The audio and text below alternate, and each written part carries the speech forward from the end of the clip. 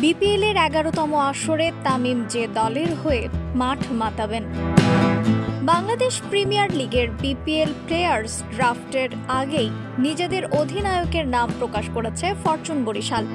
দলটির অধিনায়কের দায়িত্বে এবারও থাকছেন তামিম ইকবাল। ভারত বাংলাদেশ টেস্ট সিরিজে ধারাভাষ্যকারের ভূমিকায় ছিলেন তামিম ইকবাল, তবে শিগগিরই মাঠে ফিরছেন তিনি, আর তা হতে পারে বিপিএল দিয়েই। মাঠে ফেরার আগেই তামিমকে আবারও অধিনায়ক ঘোষণা করল ফরচুন বরিশাল।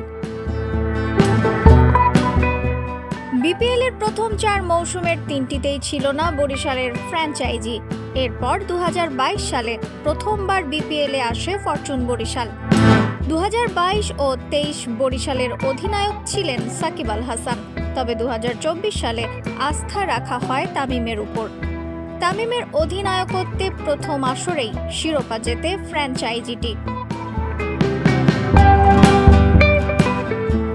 তামিমের পাশাপাশি বরিশাল দলকে শিরোপা জেতাতে গুরুত্বপূর্ণ ভূমিকা রেখেছেন সৌম্য, মুশফিক ও মাহমুদুল্লাহর মতো ক্রিকেটাররা।